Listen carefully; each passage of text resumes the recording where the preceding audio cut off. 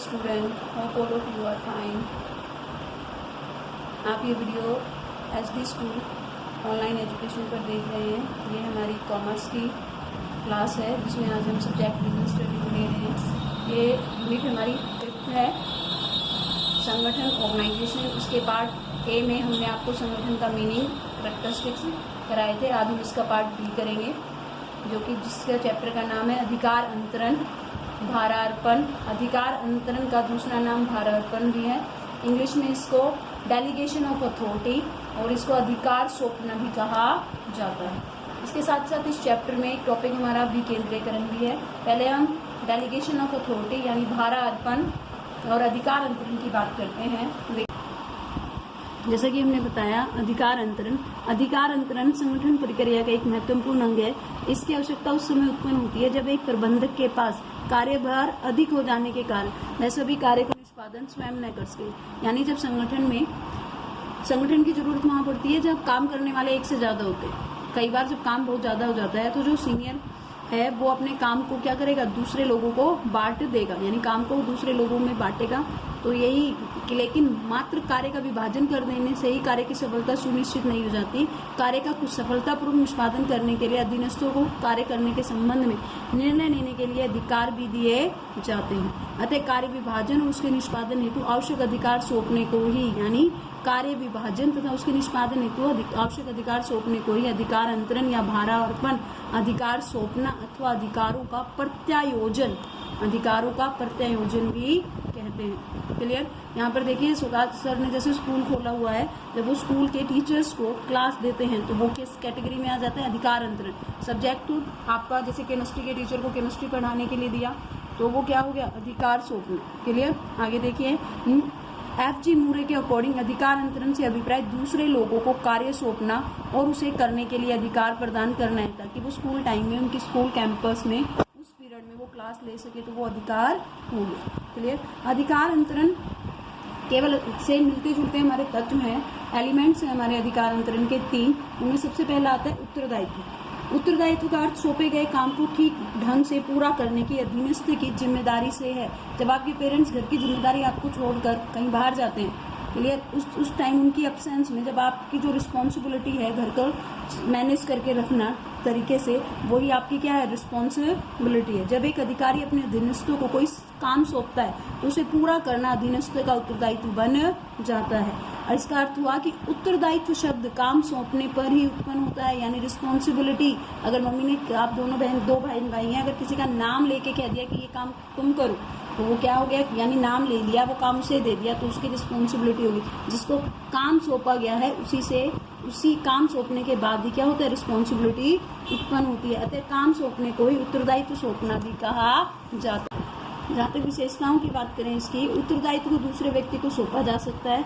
इसका सार कर्तव्य का पालन करना है। इसकी उत्पत्ति अधिकारी तथा अधीनस्थ के कारण होती है। उत्तरदायित्व शब्द को 2 अर्थों में प्रयोग किया जाता है, के लिए उत्तरदायित्व और के प्रति उत्तरदायित्व। के लिए उत्तरदायित्व अधीनस्थों को सौंपे गए काम को पूरा करने की जिम्मेदार होना है। के प्रति उत्तरदायित्व का अर्थ है अधीनस्थ की कार्य निष्पादन से संबंधित अपने अधिकारी के प्रति जवाबदेही, उत्तरदेयता यानी अकाउंटेबिलिटी। दूसरा जो तत्व है हमारा, हम उसकी बात करते हैं अधिकार। अधिकार का अभिप्राय निर्णय लेने की शक्ति से है। निर्णय संसाधनों के प्रयोग करने अथवा काम करने या न करने से संबंधित हो सके।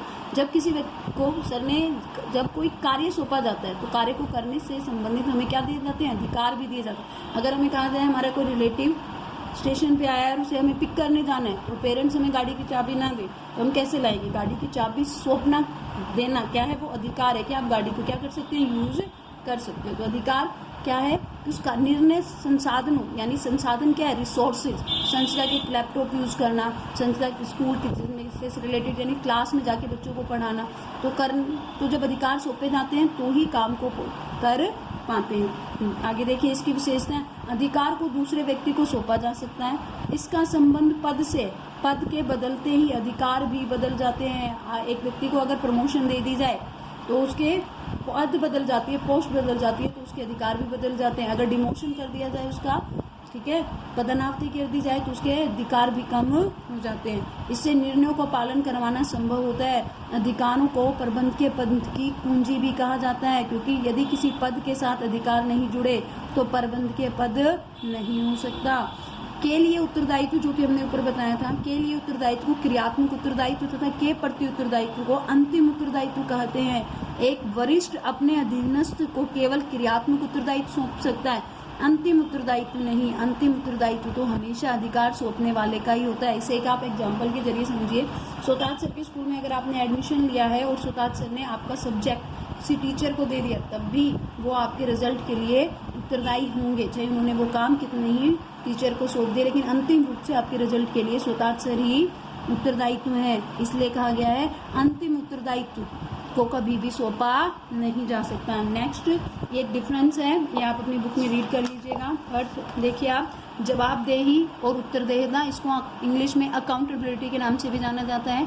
जवाबदेही का अभिप्राय अधीनस्थ द्वारा कार्य निष्पादन के लिए अधिकारी को जवाब देने से है। अन्य शब्दों में, जब अधिकारी अधीनस्थों को काम अथवा उत्तरदायित्व सौंपता है तो उसे पूरा करने के लिए आवश्यक अधिकार देता है, तो अधीनस्थ कार्य निष्पादन के लिए अधिकारी के समक्ष जवाबदेही होता है। यानी जब आपकी कॉमर्स का सब्जेक्ट या कोई और अदर सब्जेक्ट किसी टीचर को सौंप दिया जाता है कि आपको इस सब्जेक्ट पढ़ाना है, कंप्लीट कराना है, तो उसके रिजल्ट के लिए स्वताज सर के सामने जब हम जिम्मेदार होंगे, जब जवाबदेही होगी हमारी, वही जवाबदेही या उत्तरदायित्व के नाम से जाना जाता है। अब इस चीज आपके रिजल्ट, कॉमर्स के रिजल्ट के लिए अगर मैं लाइबल हूँ तो मेरे इसे दूसरे व्यक्ति को मैं नहीं सौंप सकती, इसका पूरी जिम्मेदारी मेरी ही बनती है। यह केवल अधिकार सौंपने वाले के प्रति होती है, यानी मैं किस जवाब देने के लिए किसके सामने जवाब देने के लिए किसके सामने जवाब देना पड़ेगा, जिसने मुझे अधिकार सौंपा है। अधिकार पढ़ाने का अधिकार स्वताज सर का स्कूल है तो उन्होंने सौंपा है, तो उन्हीं के सामने मुझे जवाब देना पड़ेगा, जिसका आधार अधिकारी और अधीनस्थ का संबंध है, यानी सीनियर और जूनियर का रिलेशन है। और ये जवाबदेही क्यों उत्पन्न हुई? जवाबदेही इसलिए उत्पन्न हुई कि उन्होंने मुझे उस काम को करने के लिए अधिकार सौंपा। यह अधिकार सौंपने के कारण ही उत्पन्न होती है। उत्तरदायित्व सौंपने को यहाँ पर देखिए, उत्तरदायित्व को सौंपा जा सकता है, इसका अर्थ क्रियात्मक उत्तरदायित्व से है। उत्तरदायित्व को नहीं सौंपा जा सकता, इसका अर्थ अंतिम उत्तरदायित्व से है, जिसे सौंपा नहीं जा सकता। आगे देखिए, अधिकार अंतरण की प्रक्रिया। हम मेन टॉपिक यहाँ पर आपके लिए ले रहे हैं। अधिकार अंतरण प्रक्रिया के 3 स्टेप हैं, जो कि 3 हमने अभी किया। फर्स्ट वन इज उत्तरदायित्व सौंपना, सेकंड वन इज अधिकार प्रदान करना, और फिर उत्तरदायित्व निश्चित करना। उत्तरदायित्व सौंपना, अधिकार अंतरण प्रक्रिया का पहला कदम उत्तरदायित्व सौंपना है। प्राय कोई भी अधिकारी इतना सक्षम नहीं होता कि वह अपना सारा काम स्वयं कर ले। उसे कार्य को कुशलतापूर्वक करने के लिए संपूर्ण कार्य का विभाजन करना पड़ता है। जैसे कि आप देखेंगे स्कूल का संपूर्ण कार्य छोटे छोटे क्लासेस वाइज बांटा हुआ है, फिर सब्जेक्ट वाइज बांटा गया। इस प्रकार वह महत्वपूर्ण कार्य को तो अपने पास रखकर शेष सभी कार्य को अधीनस्थों को सौंप देता है। जो संस्था के लिए सबसे इम्पोर्टेंट कार्य होते हैं वो बॉस अपने पास रखता है, कम इम्पोर्टेंट कार्य वो अपने जूनियर्स को दे देता है। अधीनस्थों को कार्य सौंपते समय उनकी योग्यता और कुशलता को ध्यान में रखा जाता है। किस व्यक्ति को क्या कार्य दिया जाएगा ये उसकी योग्यता, उसकी काबिलियत पर डिपेंड करते हैं। उदाहरण के लिए एक वित्त प्रबंधक वित्त व्यवस्था के काम को अपने पास रखकर लेखांकन, आंकड़े इकट्ठे करने आदि कार्यों को दूसरों को सौंप देता है। काम सौंपने के बाद उस काम को करने से संबंधित हमें क्या देने होंगे? उस व्यक्ति को अधिकार भी देने होंगे। अधिकार अंतरण प्रक्रिया का दूसरा कदम कार्य को सफलतापूर्वक निष्पादन करने के लिए अधिकार सौंपना है। अगर हमने किसी को एंट्री करने का अधिकार दिया है तो लैपटॉप भी देना होगा, या हमारा जो कंप्यूटर सिस्टम है उसे ओपन करने का अधिकार भी देना होगा। जब तक अधीनस्थों का अधिकार प्रदान न किए जाएंगे तब तक कार्य सौंपना उसे अर्थ ही नहीं होगा। यानी कार्यभार को पूरा करने के लिए सभी आवश्यक अधिकार भी सौंपने जाने चाहिए। जब एक मुख्य प्रबंधक क्रय प्रबंधक को क्रय विभाग का काम सौंपता है तो माल को क्रय करने का, माल को स्टॉक रखने का, अपने कार्यों को अधीनस्थों में बांटने आदि का भी अधिकार उसे देना चाहिए। उत्तरदायित्व निश्चित करना, अधिकार अंतरण प्रक्रिया का अंतिम कदम अधीनस्थों को कार्य निष्पादन के लिए जिम्मेदार ठहराना है। यानी अब जिसको जो काम सौंप दिया तो परचेज डिपार्टमेंट में जो भी होगा उस परचेज डिपार्टमेंट का हेड ही जिम्मेदार होगा।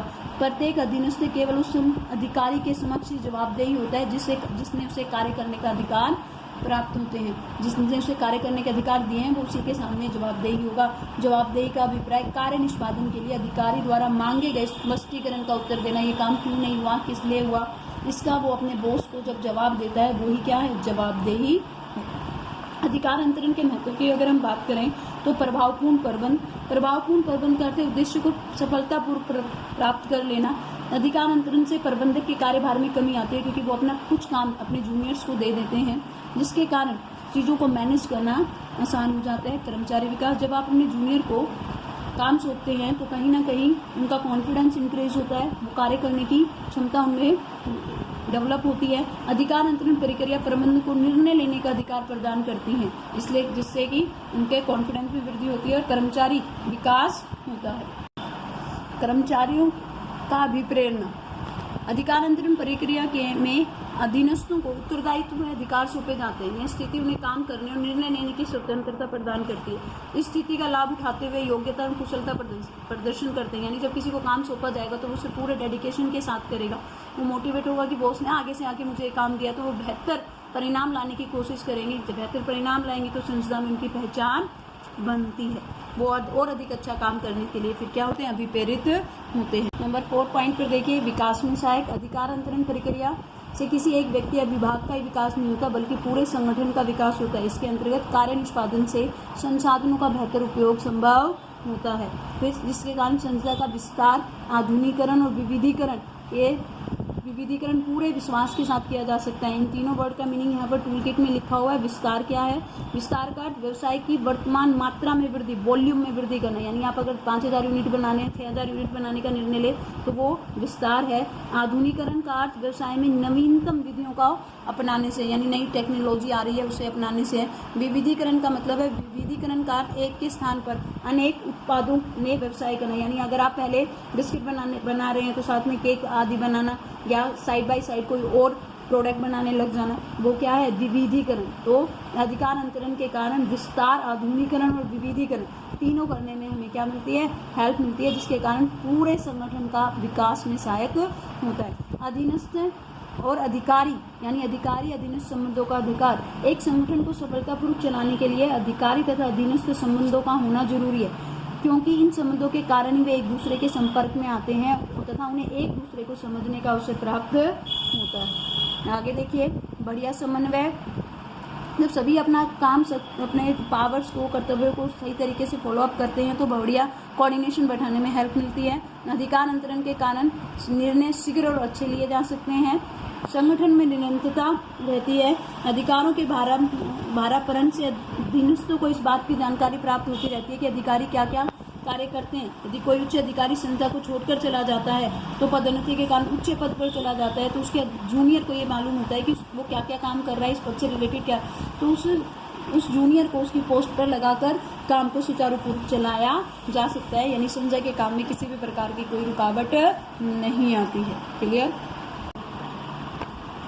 आगे देखिए, अधिकार अंतरण के बाद हमारा टॉपिक है विकेंद्रीकरण तथा केंद्रीकरण। ये कह रहा है विकेंद्रीकरण। विकेंद्रीकरण भारार्पण का ही एक विस्तृत रूप है। भारार्पण क्या है? अधिकार अंतरण का ही एक विस्तृत रूप है। जब किसी उच्च अधिकारी द्वारा अधीनस्थ कर्मचारियों को अपेक्षाकृत अधिक मात्रा में अधिकारों का भारार्पण किया जाता है तो यह विकेंद्रीकरण कहलाता है। विकेंद्रीकरण के अंतर्गत केवल उन अधिकारों को छोड़कर जिनको उच्च अधिकारियों के लिए सुरक्षित रखा गया, शेष सारे अधिकार अधीनस्थों में स्थायी रूप से बांट दिए जाते हैं, यानी विकेंद्रीय अधिकार अंतरण का विस्तृत रूप ही विकेंद्रीकरण है।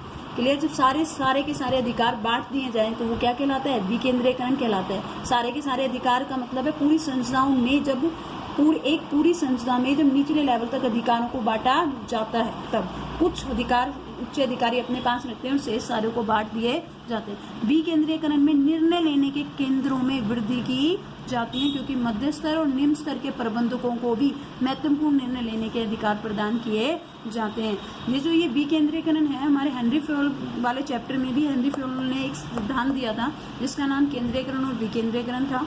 देखिए, हर वह कदम जो अधीनस्थों की भूमिका के महत्व को बढ़ाता है विकेंद्रीकरण कहलाता है, और हर वह कदम जो इसको कम करता है केंद्रीकरण कहलाता है। इसका अभिप्राय अधिकार उत्तरदायित्व को पूरे संगठन में निम्न स्तर तक सौंपकर अधीनस्थों को महत्व को बढ़ाना है। आगे देखिए, विकेंद्रीकरण की विशेषताएं। यह भारार्पण का एक विस्तृत रूप है। इसमें अधीनस्थों के भूमिका के महत्व को बढ़ावा मिलता है या बढ़ता है, यह संपूर्ण संगठन में लागू होने वाली प्रक्रिया, यानी एक डिपार्टमेंट में नहीं है, सभी डिपार्टमेंट में लागू होगी। यह उच्च स्तरीय प्रबंधकों के कार्यभार में कमी करता है। उच्च स्तर के प्रबंधक अपने जो जूनियर्स होते हैं उन्हें काम करने के अधिक से अधिक अवसर यहाँ प्रदान करते हैं, कुछ इंपॉर्टेंट काम अपने पास रखते हैं जिसके कारण उनके कार्यभार में कमी आती है।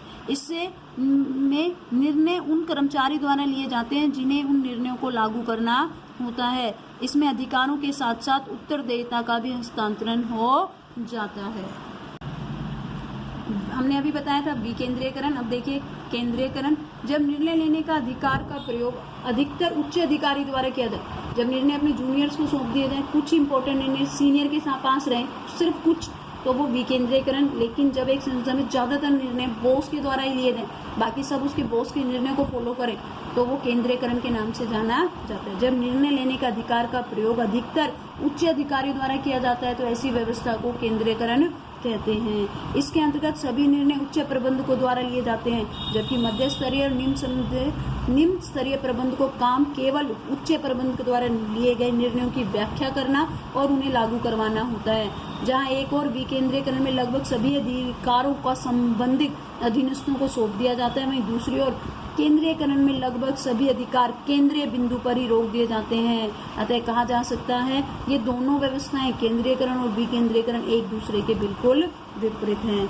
हेनरी फ्योल की वही डेफिनेशन यहाँ है, हर वह कदम जो अधीनस्थों की भूमिका के महत्व को बढ़ाता है विकेंद्रीकरण कहलाता है, हर वह कदम जो इसको कम करता है केंद्रीयकरण कहलाता है। विशेषताओं की जहाँ तक हम बात करें, निर्णय लेने के लगभग सभी अधिकार को उच्च स्तर पर सुरक्षित रखा जाता है, यानी टॉप लेवल मैनेजमेंट ही बिजनेस से रिगार्डिंग सभी डिसीजन लेगा। अधीनस्थों की भूमिका के महत्व में कमी, यानी अधीनस्थों की रोल सिर्फ इतना है कि उन्हें टॉप लेवल द्वारा लिए गए निर्णयों को फॉलो अप कराना है। अधिकार सौंपने की प्रक्रिया का न्यूनतम उपयोग, क्योंकि अधिकार किसी को दिए ही नहीं जाते, टॉप लेवल के पास ही रहते हैं। कार्यस्थल तथा निर्णय स्थल में दूरी, ऑफिस में बैठकर डिसीजन ले लिए जाते हैं। निर्णय जो फैक्ट्री है वो दूर एरिया में रहती है, सिर्फ कर्मचारियों को यहाँ पर फॉलो अप करना पड़ता है। आगे देखिए जो हमारा टॉपिक है केंद्रीयकरण विकेंद्रीकरण में अंतर देखिए। अंतर में अधिकार सौंपना, केंद्रीयकरण में सारे अधिकार, प्राय सभी अधिकार उच्च स्तरीय प्रबंधकों के पास ही रहते हैं। विकेंद्रीकरण में मध्य स्तरीय और निम्न स्तरीय प्रबंधकों लगभग सभी अधिकार सौंप दिए जाते हैं। शीघ्रता, उच्च स्तरीय प्रबंधकों पर अधिक कार्यभार होने के कारण, क्योंकि सारे डिसीजन इन्होंने नहीं लेने तो निर्णय में देरी हो सकती है। यहाँ पर अपने अपने डिपार्टमेंट के निर्णय सभी को लेने हैं, अलग अलग लेने हैं, तो यहाँ निर्णय शीघ्रता से लिए जाते हैं। निर्भरता, केंद्रीयकरण में अधीनस्थों पर निर्भरता कम होती है, इसमें अधीनस्थों पर निर्भर अधिक रहना पड़ता है। निर्णयों में एकरूपता पाई जाती है, क्योंकि सारे डिसीजन एक व्यक्ति यानी टॉप लेवल द्वारा ली जाती है। यहाँ निर्णयों में एकरूपता नहीं होती, क्योंकि पूरी संस्था में अधिक अधीनस्थ होते हैं, सभी को अपने अपने डिपार्टमेंट से रिगार्डिंग निर्णय लेनी है, तो निर्णय में एकरूपता नहीं रहती। सहयोग, केंद्रीय नियंत्रण होने के कारण अधिक सहयोग रहता है, केंद्रीय नियंत्रण के अभाव में सहयोग में कमी आती है। यहाँ पर अधिकारियों का कार्यभार बढ़ता है, क्यों बढ़ता है? क्योंकि अधिकारियों का कार्यभार, क्योंकि सारे डिसीजन उन्हीं के पास हैं, यहाँ पर अधिकारियों के कार्यभार में कमी आती है। कर्मचारियों का विकास केंद्रीयकरण में रुक जाता है, क्योंकि सारे डिसीजन सीनियर अधिकारी लेते हैं, जबकि अधिकारियों का कार्यभार में कर्मचारियों के विकास से कर्मचारियों का पूर्ण विकास संभव होता है, क्योंकि वो अपनी जगह पर रहते हुए डिसीजंस लेते हैं, अपने एक्सपीरियंस से सीखते हैं। औद्योगिक झगड़े बढ़ते हैं, यहाँ पर औद्योगिक झगड़ों में कमी आती है। केंद्रीयकरण छोटे व्यवसायों के लिए उपयोगी है, क्योंकि कम काम होता है तो वो कर सकते हैं। ये बड़े व्यवसायों के लिए अधिक उपयोगी है। बाजार का विस्तार, इसमें बाजार का विस्तार संभव नहीं है, इसमें बाजार का पूर्ण विस्तार किया जा सकता है।